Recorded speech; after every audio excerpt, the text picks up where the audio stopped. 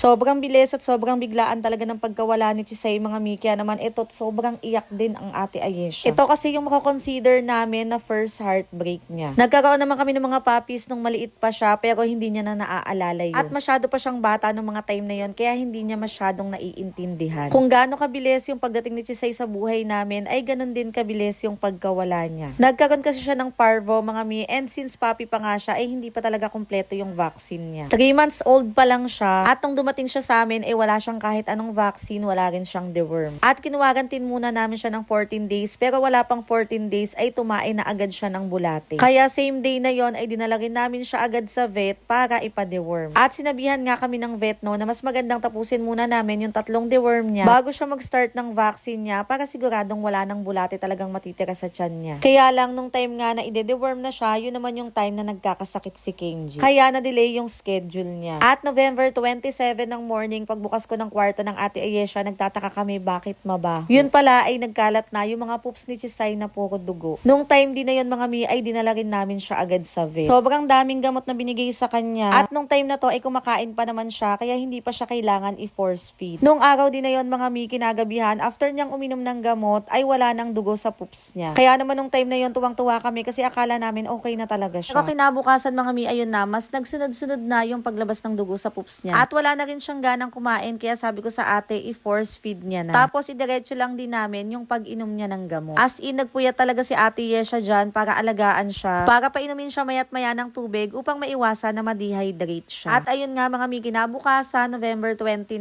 ginigising ko si ate Yesha. At pagbukas ko nga ng pintuan niya, si Chisay nandun na sa baba at pawala na siya. Ayun bang hinintay niya lang talaga si ate Ayesha tapos bigla na siyang nagpaalam. Sobrang bilis Mi, 2 days lang simula nung nagpoop siya ng dugo ay nawala na siya. Nandito pa nga yung mga gamot ni Chisay, yung mga gamit niya. At sa tuwing makikita yun ng ate Ayesha ay hindi niya talaga maiwasang maiyak. And don't worry mga Mi, nung mawala si Chisay ay dinisinfect namin itong buong bahay. Actually, unang araw pa lang na nagpoop siya ng may dugo ay inihiwalay na namin siya kay Chloe. As in, nakakulong lang siya dito sa kwarto ng ate. At nung mawala nga siya ay hindi pa rin pwedeng pumasok dito si Chloe. Pinalipas muna namin yung ilang araw. Tapos nilinisan na rin namin to ng bonggang-bongga, as in zinonrox namin yan. Hindi lang itong kwarto ni ate kundi pati buong bahay. At hanggang ngayon mga Mi, inoobserbahan namin si Chloe at nananalangin kami na sana ay hindi siya nahawa. Iyon pala talaga mga Mi yung kahalagahan ng complete vaccine na yung mga alaga natin. Hindi pa kami 100% sure na okay si Chloe. Pero ngayon pa lang ay pinapalakas na namin yung immune system niya. Vitamins at maraming gulay talaga yung pinapakain namin sa kanya ngayon.